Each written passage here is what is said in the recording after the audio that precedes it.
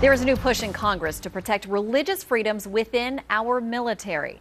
This after a report earlier this month from the Family Research Council suggesting that religious beliefs are under attack. And that group believes there is an active effort to make our military more secular. In response, Louisiana Republican John Fleming is now fighting for an amendment to the 2014 defense budget that protects religious beliefs, actions, and speech. Congressman Fleming joins us now live. Sir, thank you. Hi, Shannon. All right, tell me why you thought this was necessary. What are the problems that you think have sparked your amendment? Well, Shannon, since the days of George Washington, military members have been free to express themselves religiously, and certainly chaplains. And even in the days when I was in the Navy, we could do that freely. I could keep a Bible on my desk, not a problem.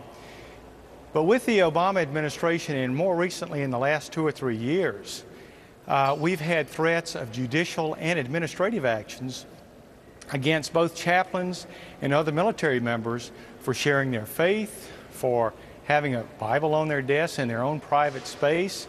Remember that Walter Reed Hospital, they took all the Bibles out of the rooms the first time in decades that that's ever happened. And so there's a very real threat against military members, especially chaplains, who in some cases have to actually get their prayer pre-approved by the command. And in one case, a Christian minister, a chaplain, was going to say a Christian prayer at a Christian service, and the word Jesus was marked out.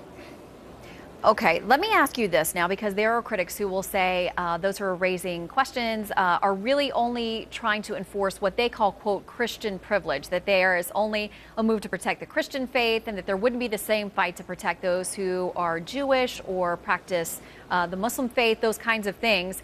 What are your protections going to cover? Everyone or just certain people?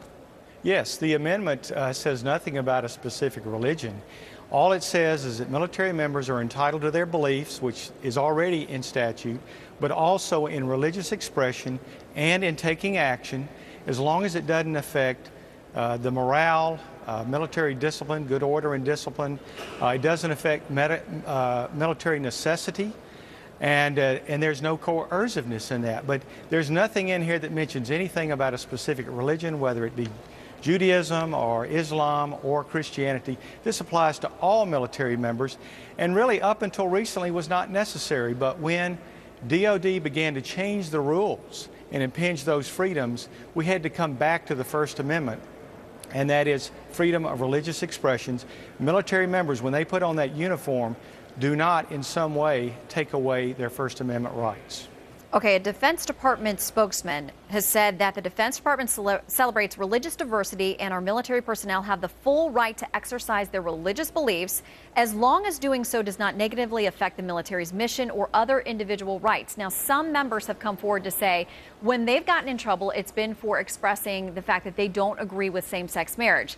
Well, now that we have the DOMA decision from the Supreme Court and the military's decision to move forward with recognizing this where it's legal in those individual states that have accepted and ratified same-sex marriage, how in the world do these military members find a balance there where the military says this is now our policy, we are going to respect that, respect the rule of law, respect the administration's guidance, but there are many people in our military who that doesn't square with their personal religious beliefs?